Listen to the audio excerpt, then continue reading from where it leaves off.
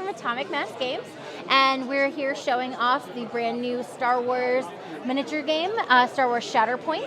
Just launched this Friday. We were excited to be in Europe for the launch of the game. So if you've never played a miniatures game, there's basically two main types of miniatures games.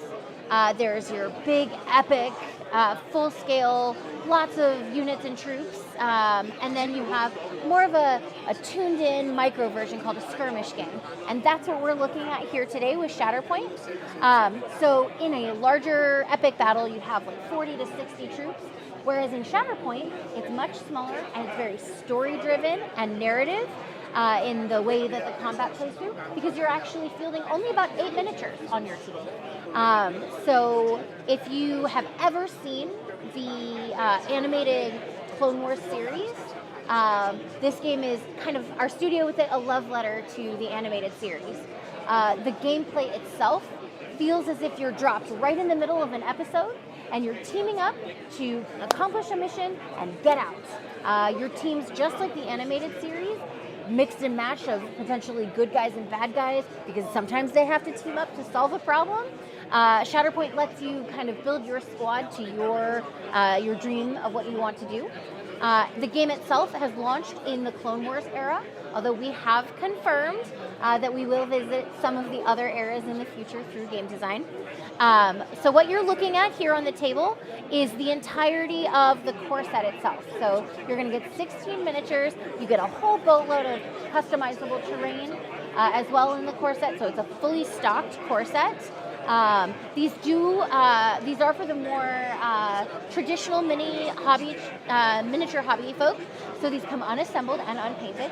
So you get the joy of gameplay, but you also get the excitement of getting to assemble and customize you want purple Mandalorians, have purple Mandalorians.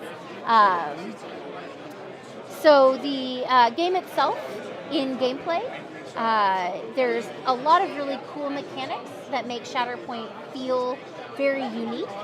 One of the things is the scale. You'll find that Shatterpoint is actually a little bit larger than the traditional scale of some of the other games that are out on the market, and we love that because it makes the assembly and painting. I think one of my favorite quotes is, "These are a joy to paint," because they let you really have the detail and some of the intricacies in the sculpting work. So the gameplay itself, as I said, is very narrative.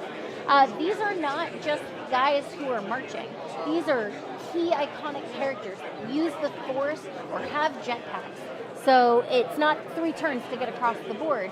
You can really, through the actions of the characters themselves, really get moving and get into it very quickly.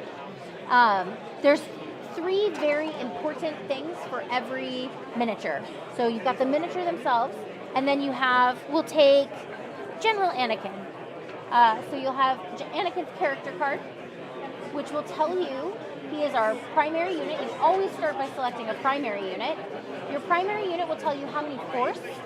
Force is your resource that you get to use to spend to do activities. It'll also tell you how many points you can use to build the rest of your squad. So General Anakin's squad can use 7 points to finish out, and you finish building your squad by selecting a secondary or primary unit that has squads. So you've got your character card that tells you everything you need to know about squad building, as well as all of the activated or innate or reactive abilities that the character has. And as you see, some of these have the Force symbol. That's how you know that you need to spend your Force to use them. So you've got your character card, you've got your miniature, then you've also got your combat tree, or your combat card. This card is going to tell you everything you need to know about combat for Shatterpoint. It's going to tell you if you have a ranged weapon versus a melee weapon, how many dice you would roll for attack or defense, as well as your expertise modifiers. It's also going to show you how you actually resolve your combat itself. So rather than just dealing points by rolling die and saying, I did 3 points, so you take 3 points, instead in Shatterpoint, what you get to do is choose 3 steps down the combat tree. So you'll see you get choices that allow you to determine kind of how you want your action to engage. You get to say, oh, maybe I want to shove you away from me, or I need to heal, So you can use the combat tree to make your turns very instinctual and reactive. In addition to that, you also get the order card, and that is simply a character identifier. The order card, you have one of these for every character. The order card is shuffled up and done randomly. This determines the order that your team is going to activate. So you'll flip over the top card of your order deck, just like this, and that tells me that Anakin is who I'm going to activate on my turn. So that's everything you need to know about characters. But how do you win this game? Well, in terms of the play, what you're looking at is an objective-based gameplay. So you can eliminate characters through combat, but you also have the opportunity to score points by controlling objectives on the battlefield. The gameplay starts and sets itself up with 9 objective points, and then you flip over your actual your struggle, and this is going to tell you which ones will score points for the round that you're playing. So the game is played best 2 out of 3, and you're trying to win 2 struggles. Yes.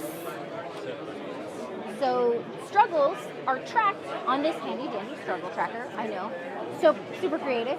The struggle tracker itself uses momentum and scoring to move this clear dice.